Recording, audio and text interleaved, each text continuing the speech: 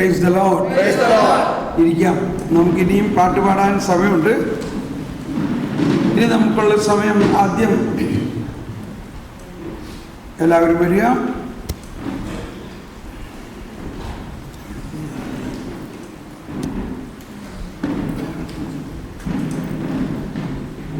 നിങ്ങൾക്ക് എന്തൊക്കെയാണ് സംശയങ്ങളെന്ന് ചോദിക്കാം. ഇപ്പോൾ ഒരു സംശയം ഒരു സഹോദരി ചോദിച്ചത് ഇങ്ങനെയാണ്. എല്ലാ ധ്യാനത്തിലുള്ളൊരു സംശയമാണ്. അത് ഞാൻ പറഞ്ഞോന്ന് അറിഞ്ഞില്ല. എന്തായാലും ഒന്നുകൂടി പറയാം. ഇപ്പം നമ്മൾ പരിശുദ്ധാത്മാവ് നമ്മളിൽ തന്നെയാണെന്നും ഈശോ പറഞ്ഞു, ഞാൻ പിതാവിനോട് അപേക്ഷിക്കുകയും എപ്പോഴും നിങ്ങളോട് കൂടി ആയിരിക്കാൻ മറ്റൊരു സഹായകനെ നൽകുകയും ചെയ്തു. എപ്പോഴും എന്ന് പറഞ്ഞാൽ എപ്പോഴും, ഒരു കാരണവശാലും ഈ പരിശുദ്ധാത്മാവ് നമ്മളെ വിട്ടു പോകില്ല. പക്ഷെ അതേ സമയത്ത് നമ്മൾ വളരെയധികം വേദികളിൽ കേട്ടിട്ടുള്ളതാണ്, നിങ്ങൾ പാപം ചെയ്താൽ പരിശുദ്ധാത്മാവ് വിട്ട് പോകുമെന്ന് അറിഞ്ഞുകൂടെ? കേട്ടിട്ടുണ്ടോ? എന്നിട്ട് പറയുന്ന വചനം ഏതാ? ദാവീദ് പാപം ചെയ്തു. ദാവീദ് അതിനിട്ട് പ്രാർത്ഥിച്ചു, എൻ്റെ പരിശുദ്ധാത്മാവിനെ എന്നിൽ നിന്നും എടുത്ത് കളയരുത്. എന്തുകൊണ്ടാണ് അത്?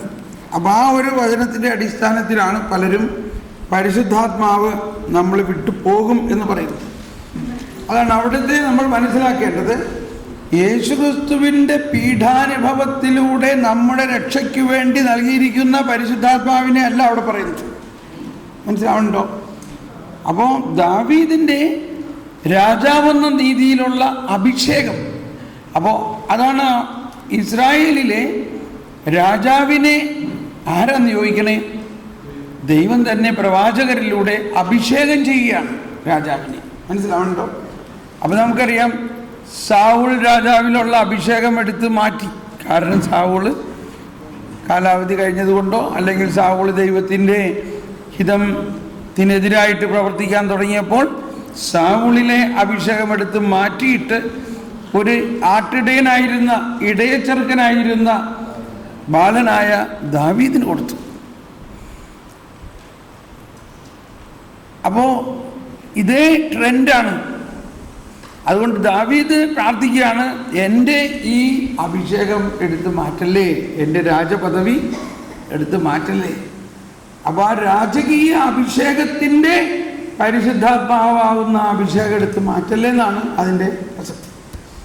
അന്ന് യേശുക്രിസ്തുവിലൂടെ ഉള്ള വിശുദ്ധീകരണത്തിൻ്റെ രക്ഷാകര പദ്ധതി നടന്നു കഴിഞ്ഞിട്ടില്ലല്ലോ. കൃത്യമല്ലേ? മനസ്സിലായില്ലേ? എന്നാൽ യേശുക്രിസ്തുവിലൂടെ, അതാണ് പുതിയ നിയമം. പുതിയ നിയമം എന്ന് പറഞ്ഞാൽ എന്താ അർത്ഥം? പരിശുദ്ധാത്മാവെന്ന് തന്നെയാണ്. പരിശുദ്ധാത്മാവിലുള്ള ജീവിതമാണ് പുതിയ നിയമം. ഇന്നലെ നമ്മൾ അതിനെ കിട്ടി. പരിശുദ്ധാത്മാവ് ദൈവത്തിൻ്റെ ദാനം. കാറ്റഗീസ് 733 സ്നേഹമാണ് അവിടുത്തെ പ്രഥമ സമ്മാനം, മറ്റുള്ളതെല്ലാം അതിലടങ്ങിയിരിക്കും. നമുക്ക് നൽകപ്പെട്ട പരിശുദ്ധാത്മാവിലൂടെ ഈ സ്നേഹം നമ്മുടെ ഹൃദയത്തിലേക്ക് വർഷിക്കപ്പെട്ടിരിക്കുന്നു. പാപത്തിൽ നാം മൃതരാണ്, അല്ലെങ്കിൽ മുറിവേറ്റവർ. അതുകൊണ്ട് സ്നേഹമാകുന്ന ദാനത്തിൻ്റെ പ്രഥമ ഫലം നമ്മുടെ പാപങ്ങളുടെ മോചനമാണ്. സഭയിൽ പരിശുദ്ധാത്മാവിനെ നൽകിക്കൊണ്ട് പാപത്തിലൂടെ നഷ്ടപ്പെട്ട ദൈവിക സ്വഭാവത്തെ മാമോദീസ സ്വീകരിച്ചവർക്ക് തിരികെ നൽകുന്നു. അപ്പോൾ പരിശുദ്ധാത്മാവാണ് ഈ പുതിയ നിയമത്തിൻ്റെ ആ പാലകൻ. പരിശുദ്ധാത്മാവിലുള്ള ജീവിതം അതൊരിക്കലും നമ്മളിൽ നിന്ന് അകറ്റപ്പെടുകയില്ല. Okay, clear? ഓക്കെ, ഇനി അടുത്ത ചോദ്യം. ഒരു നോട്ടീസ് കണ്ടു. അതിനകത്ത് മാതാവ് പ്രത്യക്ഷപ്പെട്ടിട്ട് ഇന്ന കാര്യങ്ങൾ വെളിപ്പെടുത്തിയിരിക്കുന്നു. 4 തലമുറ വരെ ഒരു വ്യക്തിക്ക് ഒരു ജീവിതം കത്തിച്ചെങ്കിലേ പാപം തീരത്തുള്ളത്. അങ്ങനെ കുറെ വിവരങ്ങൾ അടങ്ങിയത്. ഇത് ഇപ്പോൾ ഈ വിതരണം ചെയ്യാനുള്ള ഇത്രയും ഒരു ക്ലാസ് കേട്ടപ്പോൾ ഇതിവിടെ അതിനകത്ത് ഞാനില്ലാതെ എൻ്റെ ബുക്കിനകത്ത് വെച്ചിട്ടാണ് ഞാൻ വായിച്ചപ്പോൾ അത് കാണുന്നില്ല. പക്ഷെ ഇത് തെറ്റല്ലേ? അങ്ങനെയുള്ളൊരു കാര്യം ഇത്രയും ആഴമായ പഠനവും ക്ലാസ് കൊടുക്കുമ്പോൾ അതിനിടയ്ക്ക് ഇങ്ങനെയുള്ള ചില കാര്യങ്ങൾ കിട്ടുമ്പോൾ അതിനിടയിൽ തന്നെ ഒരു അത് ഒട്ടും വിഷമിക്കേണ്ട, അത് കൃത്യമാണത്. ഇത് ഇവിടെ ഇല്ലെങ്കിൽ ഇത് കഴിഞ്ഞ് പുറത്ത് ചെന്നാലും ഇത് തന്നെ ഉണ്ടാകാൻ പോണത്. അപ്പോൾ അത് ഇവിടെ തന്നെ അവതരിപ്പിച്ചതിൽ പിശാചൊരു വിഡ്ഢിത്തരം ചെയ്തെന്ന് വിചാരിച്ചാൽ മതി. ഇവിടെ തന്നെ നമ്മൾക്ക് കണ്ടോ, ഇതാണ് നമ്മുടെ അവസ്ഥ. ചിലപ്പോൾ ഇവിടെ ധ്യാനം കൂടിയിരിക്കുന്ന ആൾ തന്നെ ആയിരിക്കാം. നമ്മളവരോട് ക്ഷമിക്കുക, നമ്മളെ പരീക്ഷിക്കുകയാണ് നമ്മുടെ വിശ്വാസം എവിടെ. ഇപ്പോൾ ഇത് ഇവിടെ വെച്ച് വായിക്കുമ്പോൾ നമ്മൾ വിവേചിക്കണം, ഇതിൽ എന്താണ് സത്യം. ഇപ്പം നിങ്ങൾക്കത് അറിയാനുള്ള കൃപയും ഇത് കിട്ടിയിട്ടുണ്ടല്ലോ ഇല്ലേ? അതുകൊണ്ട് നിങ്ങൾക്ക് അതിനകത്ത് തെറ്റുപറ്റില്ലല്ലോ. ഇതാണ് സഭയുടെ അവസ്ഥ. നമ്മൾ ഇത്രയും സഭാപ്രബോധനങ്ങളിൽ നിന്നും കൈറോസും ക്രോണോസും എല്ലാം പഠിച്ചു. അതുകൊണ്ട് നമുക്ക് ഇപ്പോൾ ഈ പൂർവ്വശാപം എന്നൊക്കെ പറഞ്ഞാൽ നമുക്കിപ്പോൾ അതിനകത്ത് മനസ്സിലാവേണ്ട എന്തുകൊണ്ടാണ് അങ്ങനെ പറയുന്നത്. അവരതിനെ കണക്കാക്കുന്ന വചനങ്ങളും അതേത് വചനത്തിനെ ആ വചനത്തിനെ മുറുകെ പിടിച്ചുകൊണ്ട് നോക്കുമ്പോൾ അത് ശരിയാണ്. ഇതുണ്ട്, ഇവിടെ ഇങ്ങനെ പറഞ്ഞേക്കണം. പക്ഷെ നമ്മൾ മനസ്സിലാക്കേണ്ടത് എന്താ, നമ്മൾ ഏത് കാലഘട്ടത്തിലാണെന്നുള്ളതും ആ എവിടെല്ലാം ശാപത്തെക്കുറിച്ചും തിന്മയെക്കുറിച്ചും ശാപത്തെക്കുറിച്ചും പാപത്തിൻ്റെ ശിക്ഷയെക്കുറിച്ചും പറഞ്ഞിരിക്കുന്ന ആ കാലഘട്ടം യേശുക്രിസ്തുവിലൂടെ അവസാനിച്ചു കഴിഞ്ഞിരിക്കുന്നു എന്നുള്ളതാണ് പ്രധാന വിശ്വാസം ക്രിസ്ത്യാനിയുടെ. ക്ലിയർ? അപ്പോൾ അത് വിശ്വസിക്കാത്ത ആളുകൾക്ക്, ആ വിശ്വാസത്തിൻ്റെ അറിവില്ലാത്ത ആളുകൾക്ക് ഇതാ പ്രശ്നം. എനിക്ക് ഒന്ന് ആലോചിച്ച് നോക്കിയാൽ, ഞാൻ ഇത്രയും ഇത് പറയുന്ന ഈ അവസ്ഥയിൽ ഇതേമാതിരി മറ്റുള്ളവർ പറയുകയും പ്രസംഗിക്കുകയും കേൾക്കുമ്പോൾ എനിക്ക് എന്തോ ഒരു പ്രയാസമാണില്ലേ. പ്രയാസം എന്ന് മാത്രമല്ല, ഭയങ്കരമായിട്ടുള്ള ബുദ്ധിമുട്ടും പരസ്നേഹത്തിന് വിപരീതമായിട്ട് അവരോട് വിദ്വേഷവും അവരോട് ഇതൊക്കെ എനിക്ക് തോന്നാറുണ്ട്. അപ്പം ഞാനത് പറഞ്ഞ് കുമ്പസാരിക്കാറുണ്ട്. അപ്പോൾ ഒരിക്കൽ കുമ്പസാരിച്ചപ്പോൾ പറയും, തോമസ് പോളി അറിവില്ലാത്തത് കൊണ്ടാണ് എന്നെ കുമ്പസാരിക്കുന്ന അച്ഛൻ, അവർക്ക് അറിവില്ലാത്തത് കൊണ്ടാണത്. ശരിയല്ലേ? ഇപ്പം നമുക്ക് ഈ 7-8 ദിവസം കഴിഞ്ഞപ്പോൾ നമുക്ക് ഇത്രയും അറിവ് കിട്ടി. കുറച്ച് നാൾ കഴിഞ്ഞാൽ ചിലപ്പോൾ അവർക്ക് ഈ അറിവ് കിട്ടും. അറിവില്ലായ്മ, അതായത് ഇപ്പോഴും നമ്മൾ ആ വചനത്തിലാണ്, അല്ലെങ്കിൽ ഒരു പരിധി വരെ അന്ധകാരത്തിൽ ഇരുന്ന ജനം പ്രകാശം കണ്ടു. ഇതൊരു പ്രോസസ്സാണ്. ഈ അന്ധകാരം മുഴുവൻ മാറിയിട്ടുണ്ടോ?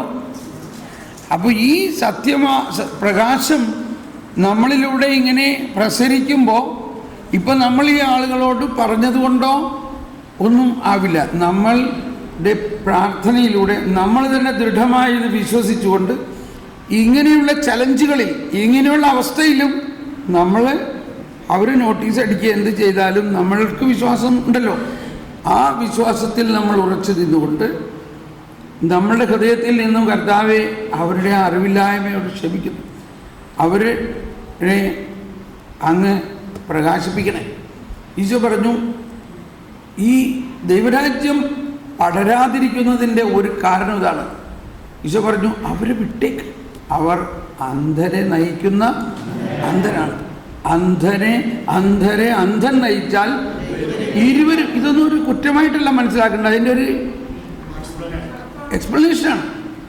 ഇപ്പൊ ദൈവരാജ്യത്തിൻ്റെ ഈ വിശുദ്ധി, ദൈവരാജ്യത്തിൻ്റെ ഈ രഹസ്യം മനസ്സിലായി കഴിയുമ്പോൾ അന്ധത മാറി. അപ്പോഴാണ് ആ വ്യക്തിയിലൂടെ യേശു ക്രിസ്തു അവരെ ഉപയോഗിച്ച് മറ്റന്ധരെ പ്രകാശത്തിലേക്ക് നയിക്കുക. ആ അർത്ഥത്തിലാണ് പറയുന്നത്, അന്ധൻ നയിച്ചാൽ ഇരുവരും കുഴിയിൽ വീഴും. അതുകൊണ്ട് അവരെ വിട്ടേക്ക്. മനസ്സിലാവുന്നുണ്ടോ? ഇതെല്ലാം അപ്പം നമ്മൾ ഇപ്പോൾ ഇത് നമുക്കൊരു ടെസ്റ്റായിട്ട് തന്നതാണെന്ന് വിചാരിച്ചാൽ മതി. കണ്ടോ, നിങ്ങളുടെ ഇവിടെ വെച്ച് തന്നെ ഇതാണ്. ഇത് നിങ്ങൾ പുറത്തിറങ്ങി കഴിഞ്ഞാലും ഇത് തന്നെ ഉണ്ടാകാൻ പോണത്. പുറത്തിറങ്ങി കഴിഞ്ഞാൽ ഒരു കടലാസല്ല 10 കടലാസ് വരും. മാത്രമല്ല, നമ്മൾ വളരെ പ്രസിദ്ധരായിട്ടുള്ള വചന പ്രഘോഷകർ തന്നെ ഇത് പറയണത് നമ്മൾ കേൾക്കുന്നുണ്ടോ ഇല്ലയോ? ഇപ്പം ഇത് നമ്മൾ പറയുമ്പോൾ ഉടനെ തോമസ് പോള് അച്ഛനാണോ, തോമസ് പോള് ഇത്ര വലിയ ആളാണോ, ഇത് അവിടെ ഇന്ന ആളങ്ങനെ പറയുന്നു, ഇന്ന അച്ഛനിങ്ങനെ പറയുന്നു, പിന്നെന്താ ചെയ്യണേ? ഇപ്പം നമ്മൾ എന്ത് വിശ്വസിക്കും? മനസ്സിലാവുന്നുണ്ട്? ഇതിപ്പോൾ ഞാൻ അച്ഛന്മാരെ കുറ്റം പറയല്ല, ഇതാണോ അല്ലേ, വാസ്തവമാണല്ലോ, ഇത് വാസ്തവമല്ലേ? അപ്പം നമ്മൾക്ക് മധ്യസ്ഥ പ്രാർത്ഥനയ്ക്ക് കിട്ടിയിരിക്കുന്ന വലിയൊരു ഇരയാണത്. ഇതിനെ അവസാനിപ്പിക്കാൻ എന്ത് ചെയ്യണം? നമ്മൾ ശക്തമായിട്ട് പ്രാർത്ഥിക്കണം. ഇത് നമ്മളുടെ അകത്ത് തന്നെ, ഇവിടെ ഇരിക്കുന്നവരിൽ തന്നെ ആരെങ്കിലും ആയിരിക്കാം ഇത് ചെയ്തത്, അല്ലെങ്കിൽ അവരുടെ സഹായത്തോടു കൂടി ആയിരിക്കാം ചെയ്തത്. അത് ദൈവം അനുവദിച്ചത് എന്തുകൊണ്ടായിരിക്കാം? നമ്മളെ ഇത് വെളിപ്പെടുത്തി തരാനാണ്. ഇത്രയും 9 ദിവസത്തെ ധ്യാനം കൂടിയിട്ടും ഈ ബോധ്യം കൃത്യമായിട്ട് കിട്ടിയിട്ടില്ലെങ്കിൽ അവസ്ഥ എന്താ? അപ്പോൾ അതിനുവേണ്ടി നമ്മൾ ശക്തമായിട്ട് പ്രാർത്ഥിക്കണം.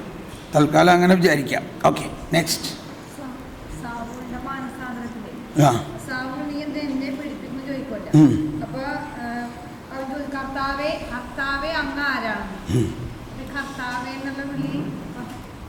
അതായത് അതിനെ എങ്ങനെയാണ് മനസ്സിലാക്കേണ്ടത്? സാവൂളിനെ ഈ നീ എന്നെ പീഡിപ്പിക്കുമെന്ന് പറഞ്ഞപ്പോഴേ തന്നെ കർത്താവിൻ്റെ ശബ്ദം സാവൂളിനെ സ്പർശിച്ചിരിക്കണം.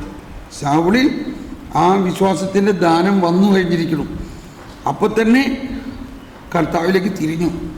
അഥവാ സാവൂളല്ല കർത്താവിലേക്ക് തിരിപ്പിക്കുന്നത്, കർത്താവ് തന്നെ സാവൂളിനെ ആ വിളിയുള്ളത് കൊണ്ട് ആ മാനസാന്തരത്തിൻ്റെ കൃപ കൊടുത്ത് തിരിക്കുന്നതാണ്. അപ്പോഴേ തന്നെ സാവൂളിൻ്റെ ഉള്ളിൽ, ഹൃദയത്തിൽ പരിശുദ്ധാത്മാവിൻ്റെ സ്പർശനമുണ്ടായി. അതുകൊണ്ടാണ് കർത്താവേ എന്ന് വിളിക്കുന്നത്. നമ്മൾ പൗലോസ്ലീഹ തന്നെ പറയുന്നുണ്ട്, പരിശുദ്ധാത്മാവിലൂടെ അല്ലാതെ ആർക്കും കർത്താവേ എന്ന് വിളിക്കാൻ പറ്റില്ല. അപ്പം നമ്മൾ മനസ്സിലാക്കണം, സാവൂളിന് പണ്ടേ തന്നെ വിളിയുള്ളതാണ്. അതാണ് പിന്നീട് സാവൂൾ പറയുന്നത്, എന്നെ അമ്മയുടെ ഗർഭത്തിൽ വെച്ച് തന്നെ വിളിച്ചിട്ടുള്ളതാണ്. സാവൂൾ ദൈവത്തിൽ വിശ്വസിക്കുന്നുണ്ടെങ്കിലും യേശുക്രിസ്തുവിലൂടെയുള്ള ഈ പുതിയ രക്ഷയാണ് സാവൂളിൻ്റെ മനസ്സിലാകാതിരുന്നത്. അത് അപ്പോൾ മനസ്സിലായി. അപ്പോൾ കർത്താവിൻ്റെ ആ സ്പർശനം ഉണ്ടായപ്പോൾ തന്നെ ഉള്ളിൽ നിന്നും സാവൂളിന് കൃത്യമായി കിട്ടി. ഇത് അതാണ് സ്പോണ്ടേനിയസ് ആയിട്ട് കർത്താവെന്ന് വിളിക്കുന്നത്. അത് ആ വ്യക്തിയല്ല, ആ പരിശുദ്ധാത്മാവിൻ്റെ പ്രവർത്തനമായിട്ട് ചിത്രീകരിക്കണം, മനസ്സിലാവണം.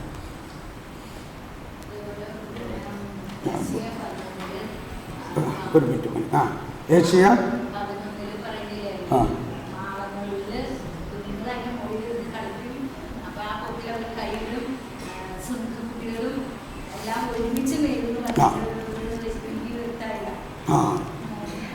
അതാണ് ഇപ്പോൾ ഈശോ പറഞ്ഞില്ലേ, ഞാൻ നിങ്ങളെ ചെന്നായ്ക്കളുടെ നാട്ടിലേക്ക് കുഞ്ഞാട്ടിനെ പോലെ അയക്കുന്നു. അപ്പോൾ നമ്മളെ ഈ ദൈവരാജ്യത്തിൻ്റെ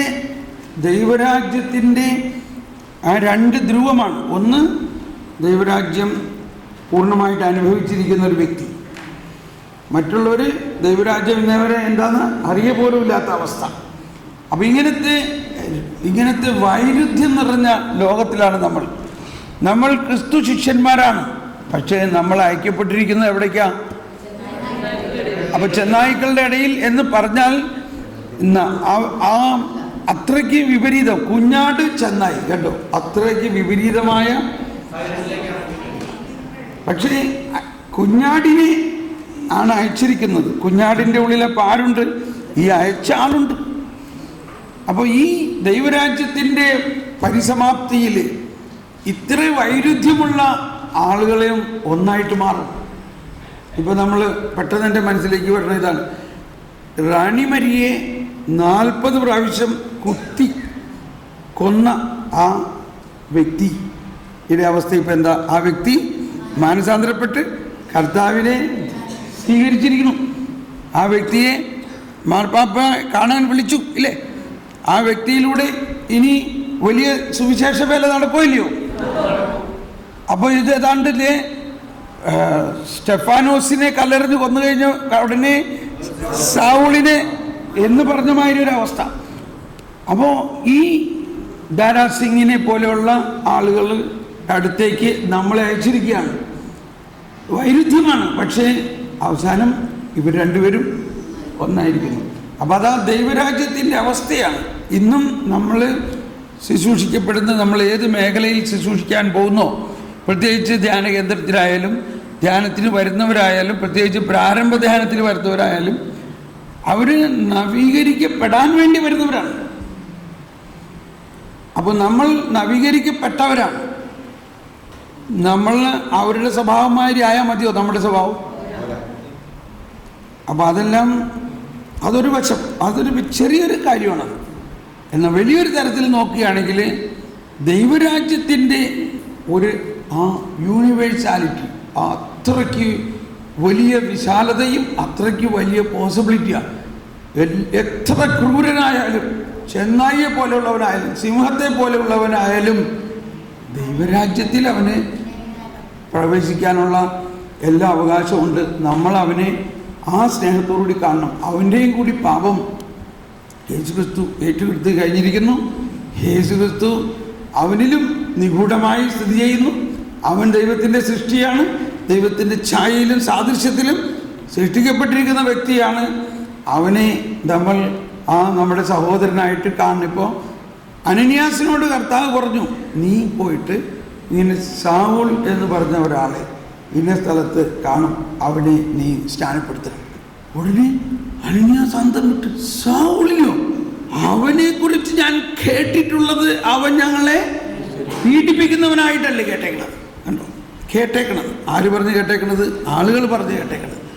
കർത്താവ് വീണ്ടും പറയാണ്, ഞാനാണ് പറയണത്, അവൻ എൻ്റെ തിരഞ്ഞെടുക്കപ്പെട്ടവനാണ്, അവൻ വിളിക്കപ്പെട്ടവനാണ്. പക്ഷെ അവൻ ഇപ്പം എന്താ ചെയ്യണേ? ഇല്ല. അപ്പോൾ അതാണ് അവസ്ഥ. അതുകൊണ്ട് ഞാൻ പറയണമാതിരി ചെയ്യുക. ഓക്കെ, എന്നാൽ അങ്ങനെ ചെയ്യാം. എന്നിട്ട് എന്ത് ചെയ്തു? സാവൂളിൻ്റെ അടുത്ത് ചെന്നിട്ട് സാവൂളിൻ്റെ തലയിൽ കൈവച്ചിട്ട് അനന്യാസ് എന്താ പറയുന്നറിയാമോ? എൻ്റെ സഹോദരനായ സാവൂളെന്ന്. കണ്ടോ, എൻ്റെ സഹോദരനായ സാവൂളെ. ഇപ്പൊ ചെന്നായും ആട്ടുംകുഞ്ഞും ഒന്നിച്ചോ? അപ്പൊ ഓക്കെ, ഇവിടെ എന്താ ഈ ദിവസങ്ങളിൽ ദുഃഖത്തിൻ്റെ ദിവസങ്ങൾ ധ്യാനിച്ച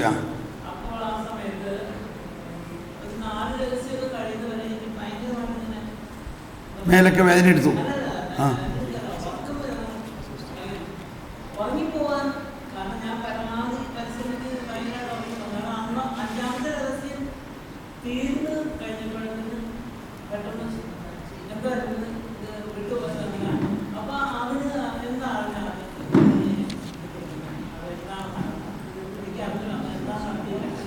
അത് കഴിഞ്ഞിട്ട് എപ്പോഴും പിന്നെ അങ്ങനെ ഉണ്ടാവുമോ? ഒന്നാമത്തെ അന്ന് നമ്മൾ ആ ഓരോ രഹസ്യവും കൃത്യമായി ധ്യാനിച്ചാണ് പ്രാർത്ഥിച്ചത്, ഇല്ലേ? അതേമാതിരി ഇതിനു മുമ്പ് പ്രാർത്ഥിച്ചിട്ടുണ്ടോ? അപ്പോൾ അതൊരു സൈനാണ്. അതായത് നമ്മൾ കൊന്ത ചെല്ലുമ്പോഴെല്ലാം ഇത് വിമർശിക്കുകയാണെന്ന് വിചാരിക്കരുത്. കൊന്ത ചെല്ലുമ്പോൾ നമ്മളിത് 15 മിനിറ്റുള്ളൂ കൊന്ത ചെല്ലി തീർക്കണം, 5 മിനിറ്റ് സമയത്ത്. അപ്പോൾ നമ്മളതാ ഒരു കൊന്ത, അല്ലെങ്കിൽ ഞാൻ ഇത്ര കൊന്ത ചെല്ലണം എന്നുള്ള ഒരു ചട്ടത്തിൽ നമ്മളങ്ങ് ചെല്ലിപ്പോവുകയാണ്. പക്ഷെ അങ്ങനെ കൊന്ത ചെല്ലിയാൽ പോരാ. കൊന്തയുടെ പ്രധാന പ്രാർത്ഥനയുടെ വിശേഷം അതൊരു ക്രിസ്റ്റോസെൻട്രിക് പ്രെയറാണ്. ക്രിസ്റ്റോസെൻട്രിക് എന്ന് പറഞ്ഞാൽ ക്രിസ്തു കേന്ദ്രീകൃതമായ പ്രാർത്ഥനയാണ്. അപ്പോൾ പരിശുദ്ധ പിതാവിൻ്റെ പ്രബോധനത്തിലെല്ലാം പറഞ്ഞിരിക്കുന്നത് ഇതാണ്. കൊന്തയെക്കുറിച്ചൊരു പ്രബോധനം തന്നെയുണ്ട്. അതിൽ പറഞ്ഞിരിക്കുന്നത് പോൾ 6 മാർപ്പാപ്പ പറഞ്ഞിരിക്കുന്നത് ഉദ്ധരിച്ചുകൊണ്ട് ജോൺ പോൾ 2 പറഞ്ഞിരിക്കുന്നത് ഇതാണ്: കൊന്ത ചെല്ലുമ്പോൾ അതിനെ ധ്യാനിച്ച്, ആ രഹസ്യങ്ങൾ ധ്യാനിച്ച് ചെല്ലുന്നില്ലെങ്കിൽ അതിന് അത്ര പ്രയോജനമില്ല എന്ന് പറഞ്ഞേ മനസ്സിലാവുന്നുണ്ട്. അപ്പോൾ നമ്മൾ അതിൻ്റെ ഒരു അടയാളം, നമ്മൾ കൊന്ത ചെല്ലുമ്പോൾ ആ രഹസ്യത്തെ, ആ സംഭവത്തെ ധ്യാനിക്കുക മാത്രമല്ല, ആ സംഭവത്തിൽ നടന്ന രക്ഷാകര പദ്ധതിയുടെ, അപ്പം ആ രക്ഷാകര പദ്ധതിയിൽ മുഴുവനും ആരംഭം മുതലും ഏറ്റവും പ്രധാനമായ പങ്ക് വഹിച്ച മറ്റൊരാൾ ആരാ? മാതാവ് മാത്രമാണ്. ഇപ്പോൾ രക്ഷാകര രഹസ്യങ്ങളിൽ ഇൻകാർണേഷൻ, മനുഷ്യാവതാരത്തിൽ വേറെ ആർക്കെങ്കിലും അറിയുമായിരുന്നു അത്? അപ്പം അങ്ങനെ എന്ന പോലെ തന്നെ ഈശോയുടെ പീഠാസഹനത്തിലും മാതാവ് പങ്കുവഹിച്ചിട്ടുണ്ട്. അപ്പം ആ പീഠാസഹനത്തെക്കുറിച്ച് നമ്മൾ അല്പം ചിന്തിച്ച് അതിൻ്റെ അത് എനിക്ക് കൂടി വേണ്ടിയാണ് എന്നുള്ള ബോധ്യത്തിൽ അത്, അപ്പോൾ അവിടെ ശരിക്കും എനിക്ക് കൂടി വേണ്ടിയാണെന്നുള്ള ബോധ്യത്തിൽ നമ്മൾ പ്രാർത്ഥിച്ചതുകൊണ്ട് അതിൻ്റെ പ്രത്യേക കൃപ നമുക്ക് കിട്ടി. നമ്മളിൽ നിന്നും നമ്മളിലേക്ക് ആ കൃപാവരമൊഴുകി. അതാണ് അതിനി നമ്മൾ മധ്യസ്ഥ പ്രാർത്ഥന രീതിയിൽ പ്രാർത്ഥിക്കുമ്പോഴും ഇങ്ങനെ സമയമെടുത്ത് പ്രാർത്ഥിക്കണം. ഇപ്പം ഞാനിങ്ങനെ 1-2 ധ്യാനങ്ങളിൽ ഞാൻ തന്നെ ഇങ്ങനെ കൊന്ത ചെല്ലണതിൻ്റെ കാര്യം, ഇത് നമുക്കൊരു പ്രാർത്ഥനയുടെ വേറൊരു തലമാണത്. നമ്മൾ വളരേണ്ട ഒരു തലമാണ്. നമ്മൾ കൊന്ത ഇത്ര അങ്ങ് ചെല്ലിയതുകൊണ്ട് കാര്യമില്ല. ഇത് ഈ യൂട്യൂബിൽ ഒരു കണ്ടിട്ട് ഒരു സിസ്റ്റർ എനിക്കൊരു മെയിൽ അയച്ചു. ഇപ്പോൾ അവർക്ക് കൊന്തയോട് താല്പര്യം ഉണ്ടായില്ലായിരുന്നു, അവർക്ക് ഇപ്പോൾ കൊന്തയോട് ഭയങ്കര താല്പര്യവും പ്രത്യേകിച്ച് ദുഃഖത്തിൻ്റെ രഹസ്യത്തിനോട് താല്പര്യവും അതിൻ്റെ വലിയ അതിങ്ങനെ 1 മണിക്കൂറൊക്കെ എടുത്ത് ചെല്ലുമെന്നാണ് പറയണേ ഇപ്പോൾ. അപ്പോൾ അങ്ങനെ നമ്മളുടെ പ്രാർത്ഥന നവീകരിക്കണം. നമ്മൾ നമ്പർ ഇപ്പോൾ ഞാൻ 33 കൊന്ത ചൊല്ലി അല്ലെങ്കിൽ അങ്ങനെ അല്ലെങ്കിൽ ഇത്ര കൊന്ത ചൊല്ലി എന്നുള്ള നമ്പർ പോരാ. അതിന് ഇതേമാതിരി ധ്യാനിച്ച് ചെല്ലുമ്പോൾ വളരെ അനുഭവവും വളരെ കൃപയായിരിക്കും. Okay, next. ആദ്യത്തെ ദിവസം ഗ്രൂപ്പ് തിരിച്ചപ്പോൾ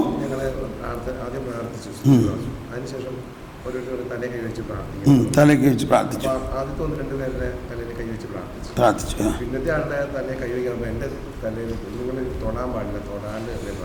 ആ ടോപ്പിക്ക് നമ്മൾ പറഞ്ഞു കഴിഞ്ഞല്ലോ, അത് കഴിഞ്ഞിട്ട് പറഞ്ഞു.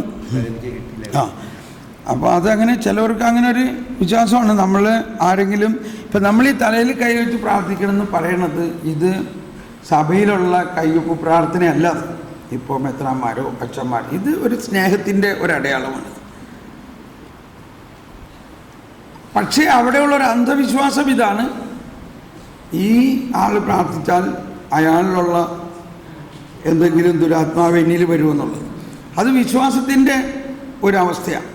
നമ്മൾ എന്താ വിശ്വസിക്കുന്നത്? എന്നിൽ ഉള്ളവൻ പുറത്തുള്ളവനേക്കാൾ ശക്തനാണ്.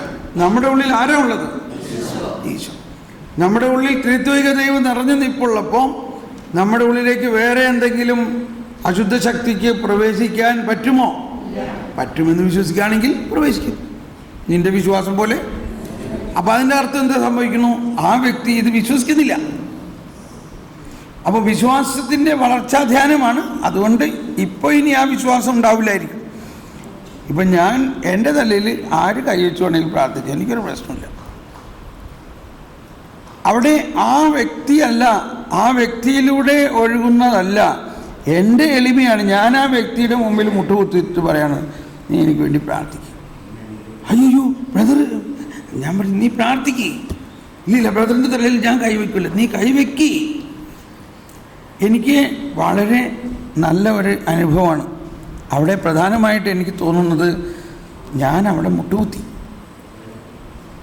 ഈശോ, ഞാൻ പറഞ്ഞത്, ഈശോ വന്നിട്ട് സ്നാപയോഹന്നാൻ്റെ അടുത്ത് വന്നിട്ട് പറയാണ്, നീ എന്നെ സ്നാനപ്പെടുത്തും. ഈശോയുടെ തലയിൽ ഒരു പെണ്ണ് അഭിഷേക തൈലം പൂശി അഭിഷേകം ചെയ്തെന്ന് പറയുന്നു. അപ്പം ഇതെല്ലാം നമ്മൾ മനസ്സിലാക്കേണ്ടത് ആ പ്രാർത്ഥിക്കുന്ന ആളുടെ ഡിസ്പോസിഷനേക്കാൾ ഉപരി നമ്മൾക്ക് ദൈവത്തോടുള്ള ആ അടുപ്പവും വിശ്വാസത്തിൻ്റെ മേഖലയാണ്. പക്ഷേ ചിലവർക്ക് അങ്ങനെ ഒരു ബോധ്യമുണ്ട്. അവർക്ക് ചിലവർ അവരുടെ ഡയറക്ടർമാർ പറഞ്ഞിട്ടുണ്ടെന്ന് പറയണം ഇങ്ങനെ ചെയ്യുന്നത്. അപ്പോൾ നമുക്ക് എന്ത് ചെയ്യാൻ പറ്റും? ഓക്കെ.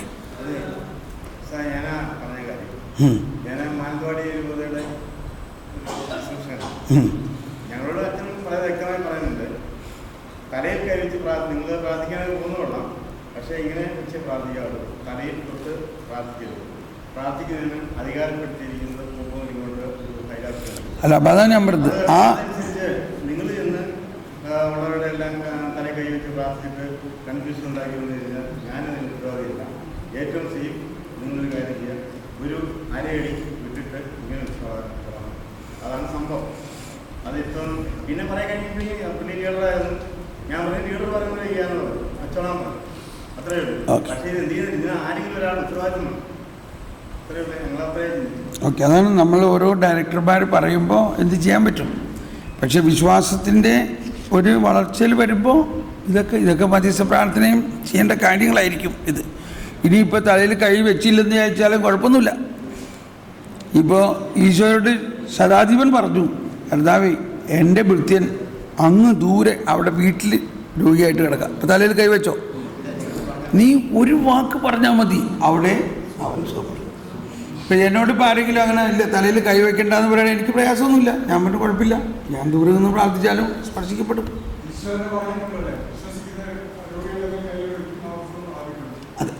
അപ്പോൾ അങ്ങനെയും പറഞ്ഞിട്ടുണ്ട്.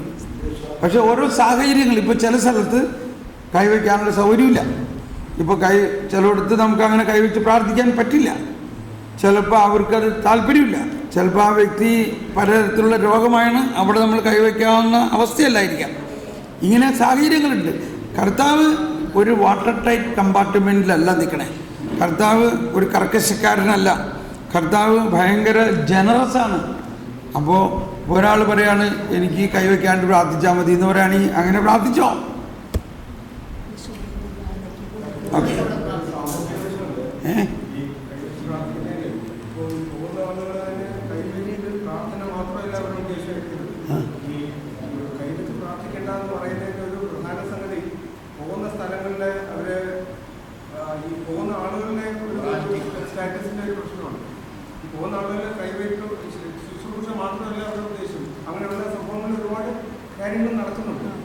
അതിന്റെ ഒരു പശ്ചാത്തലത്തിലാണ് ഇങ്ങനെ കൈവച്ച് വിട്ടുനിന്ന് പ്രാർത്ഥിക്കുന്നത്. ഇവിടെ മാത്രമല്ല, പമ്പയിൽ ശുശ്രൂഷ വളരെ ഒരു സോഷ്യൽ ഒരു ഈവലായിട്ട് തന്നെ വന്നതുകൊണ്ടാണ് അങ്ങനെ വേണ്ടെന്ന് പറഞ്ഞത്.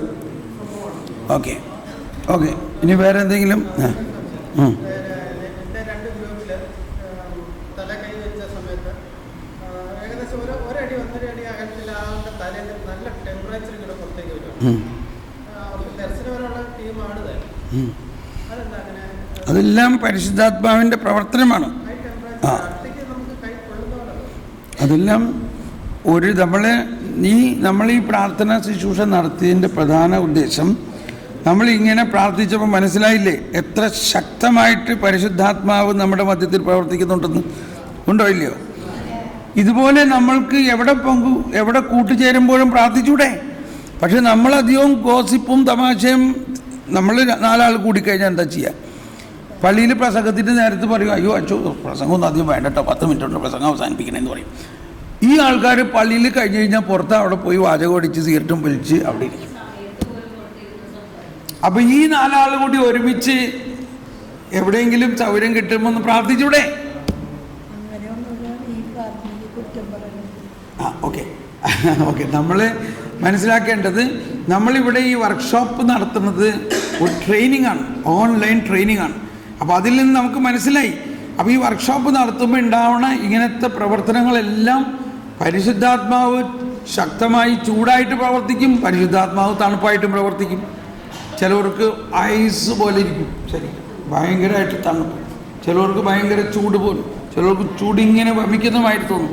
ഇതെല്ലാം പരിശുദ്ധാത്മാവിൻ്റെ വ്യത്യസ്ത പ്രവർത്തനങ്ങളാണ്. അപ്പോൾ നമ്മളതെല്ലാം ആ രീതിയിൽ മനസ്സിലാക്കിയാൽ മതി. എന്നാൽ ഇതൊന്നുമില്ലെങ്കിലും ചിലപ്പോൾ ഇതൊന്നുമില്ല, അയ്യോ അവർക്ക് ചൂട് കിട്ടി, ഇവർക്ക് തണുപ്പ് കിട്ടി, എനിക്കൊന്നും കിട്ടിയില്ല എന്ന് വിചാരിച്ചാൽ പരിശുദ്ധാത്മാവില്ലെന്നാണ് അർത്ഥം. അപ്പോൾ അവിടെ നമ്മൾ ആ വ്യക്തിക്ക് കൂടുതൽ വിശ്വാസത്തിലേക്ക് നയിക്കാനായിരിക്കും. ഒരു ദർശനമില്ല, ഒന്നുമില്ല. അപ്പോൾ അവിടെ എന്തുണ്ട്?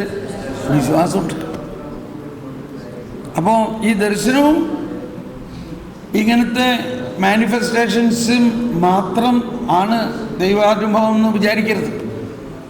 ദൈവാനുഭവത്തിൻ്റെ ഉച്ചകോടി അനുഭവം അല്ലെങ്കിൽ കൂടുതൽ അനുഭവം ഇതൊന്നുമില്ലാത്ത അവസ്ഥയിൽ ഞാൻ വിശ്വസിക്കുന്നു. അതാണ്. എന്ന് വിചാരിച്ചാൽ ഇതെല്ലാം നമ്മൾ ഓരോ സമയത്തും ഓരോ ആവശ്യത്തിനും തരാണ്. ചില സമയത്ത് ഒരു ദർശനം ഉണ്ടായിരുന്നു എന്ന്, ചില സമയത്ത് ദർശനമായിരിക്കാം. ഓക്കെ. എന്താ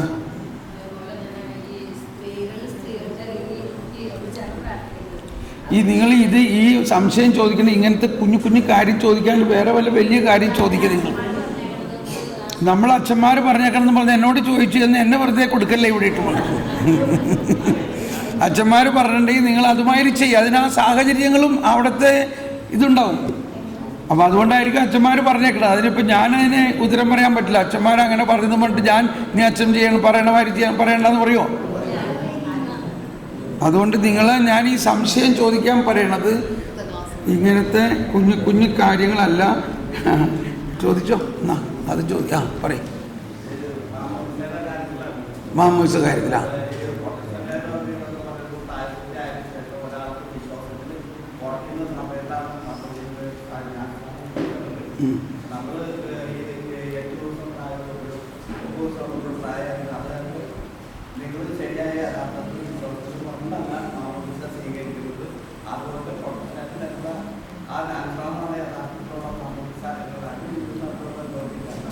അതാണ് അത് മനസ്സിലാക്കേണ്ടത്.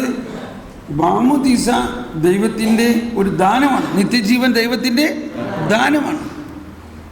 ഇപ്പം ബൈബിളിൽ തന്നെ പല സ്ഥലങ്ങളിലും ഇപ്പം ഒരുപാട് സ്ഥലങ്ങളിൽ അവർ കുടുംബസമേതം മാമോദീസ സ്വീകരിച്ചതായിട്ടുണ്ട് ഇല്ലേ? അപ്പോൾ കുടുംബസമേതം മാമോദീസ സ്വീകരിച്ചിട്ടുണ്ടെങ്കിൽ ആരൊക്കെ ആയിരിക്കണം അത് മാമോദീസ സ്വീകരിച്ചിട്ടുണ്ടാവാം? അതാണ്. അപ്പം നമ്മളുടെ വിശ്വാസത്തിൽ പ്രധാന ഒരു ഘടകം, ഒരു വിശ്വാസിയുടെ കുടുംബത്തിൽ കുഞ്ഞുങ്ങളുണ്ടായി കഴിയുമ്പോൾ ആ എല്ലാവർക്കും ദൈവം ദാനമായിട്ട് കൊടുത്തിരിക്കുന്ന ഒന്നാണ് ഈ രക്ഷ. പ്രത്യേകിച്ച് മാമോദീസായിലൂടെ സംഭവിക്കുന്നത് എന്തെല്ലാമാണെന്ന് മനസ്സിലാക്കണം. നമ്മളത് പറഞ്ഞു കഴിഞ്ഞു. മാമോദീസായിലൂടെ സംഭവിക്കുന്നത് പ്രധാനമായിട്ടും ഒരു വശത്ത് നമ്മുടെ ഉത്ഭവഭാവത്തിൽ നിന്നുള്ള ഈ ഉത്ഭവഭാവത്തെ നമ്മളിൽ നിന്ന് പരിഹരിച്ച് മാറ്റുന്നു. ഉത്ഭവഭാവം നമ്മളിൽ നിന്ന് മുറിച്ച് മാറ്റപ്പെടുന്നു. ഇപ്പോൾ മാമോദീസ കുഞ്ഞായിരിക്കുമ്പോൾ തന്നെ ആ കുഞ്ഞിൽ നിന്ന് ഉത്ഭവഭാവം മാറ്റി വെച്ച് ദൂഷ്യമുണ്ടോ? നല്ലതല്ലേ അത്? അതോ അവൻ 10-20 വർഷം കഴിഞ്ഞിട്ട് മാറ്റിയാൽ മതിയോ? അപ്പോൾ ഇതാണ് വിശ്വാസത്തിൽ നമുക്കുണ്ടാകേണ്ട ഇത്. അതിപ്പോൾ ഈ പ്രൊട്ടസ്റ്റൻ്റ് എന്ന് പറയുമ്പോൾ നമ്മൾ ആദ്യം മനസ്സിലാക്കേണ്ടത്, പ്രൊട്ടസ്റ്റാൻറ്റ് എന്ന് പറഞ്ഞാൽ തന്നെ എന്തെല്ലാം കത്തോലിക്കർ പറയണോ അതിനെ പ്രൊട്ടസ്റ്റ് ചെയ്യുക എന്നുള്ളതാണ് അവരുടെ ആദ്യത്തെ സിദ്ധാന്തം. ഇനി രണ്ടാമത്, പ്രൊട്ടസ്റ്റാൻറ്റിസം എന്നുണ്ടായത് ഏത് വർഷത്തിലുണ്ടായത്? 1550 ആയപ്പോഴുണ്ടായി. അതുവരെ സഭ എങ്ങനെയായിരുന്നു? ഒന്നായി. അപ്പോൾ നമ്മളുടെ കത്തോലിക്ക പാരമ്പര്യം എന്ന് പറയുന്നത് ആ അപ്പസ്തോലിക കാലഘട്ടം മുതലുള്ള പാരമ്പര്യമാണ് നമ്മൾ. അപ്പോൾ അവിടെ പാരമ്പര്യം എന്ന് പറഞ്ഞു കഴിഞ്ഞാൽ, വിശുദ്ധ പാരമ്പര്യം എന്ന് പറഞ്ഞാൽ കർത്താവ് അപ്പസ്തോലന്മാരോട് മുഖാമുഖം സംസാരിക്കുകയും വാക്കാൽ പറഞ്ഞിരിക്കുന്ന കാര്യങ്ങളിലൂടെ വന്ന ഒരു പാരമ്പര്യം. മനസ്സിലാവുന്നുണ്ടോ? ആ പാരമ്പര്യത്തിൽ പറഞ്ഞിരിക്കുന്ന കാര്യങ്ങൾ മുഴുവനും ബൈബിളിൽ എഴുതിയിട്ടില്ല. അതാണ് ഇപ്പോൾ ഉദാഹരണത്തിന് അപ്പസ്തോലന്മാർ ഒരു പ്രായമായി 90-ാം ആണ്ടിലൊക്കെയാണ് ഈ സുവിശേഷ ഭാഗം ഉണ്ടായിരിക്കുന്നത്. 80-നും 85-90 AD. അതുവരെ യേശുവിൻ്റെ പുനരുത്ഥാനത്തിന് ശേഷം, പെന്തക്കോസ്തയ്ക്ക് ശേഷം അതുവരെ സഭ എങ്ങനെയാണ് പോകുന്നത്? അന്ന് ബൈബിളുണ്ടായിരുന്നോ? ബൈബിളേ ഉണ്ടായിരുന്നില്ല. അപ്പം നമ്മൾ മനസ്സിലാക്കേണ്ടത്, സഭ ബൈബിളിൻ്റെ അമ്മയാണ്. സഭയിൽ നിന്നാണ് എന്ന് പറയുമ്പോൾ സഭ ഈശോയുടെ വാക്കുകൾ ലിഖിത രൂപത്തിലല്ലാതെ വാമൊഴിയായിട്ട് അന്ന് പാലിച്ചു പോന്നിരുന്നു. അങ്ങനെയുള്ള ഒരു പൈതൃകമാണ് സഭയിലുള്ളത്. അപ്പോൾ അതിൽ പ്രസക്തമായിട്ടുള്ള ഭാഗങ്ങൾ അവർ എഴുതി വച്ചിട്ടുണ്ട്. പക്ഷേ ഒരുപാട് കാര്യങ്ങൾ അതിൽ എഴുതാത്തതുമുണ്ട്. ഇപ്പോൾ ഞാൻ പറഞ്ഞു, യോഹന്നാൻ്റെ സുവിശേഷത്തിൽ 13, 14, 15, 16, 17, 18 6 അധ്യായങ്ങൾ ഒറ്റ ദിവസത്തെ, ഒറ്റ ഈവനിങ്, ഒരു രാത്രിയിലെ കാര്യമാണ് ഇല്ലേ? 6 അധ്യായം ഒരു ദിവസത്തെ കാര്യമാണെങ്കിൽ ഈ തോത് വെച്ച് യോഹന്നാൻ യേശുവിൻ്റെ കാര്യങ്ങൾ മുഴുവൻ എഴുതിയിരുന്നെങ്കിൽ എന്തായിരുന്നതിനെ അവസ്ഥ? അതാണ് യോഹന്നാൻ പറയുന്നത്. അപ്പോൾ നമ്മൾ പ്രൊട്ടസ്റ്റന്റുകാർ ഈ ബൈബിളിനെ മാത്രം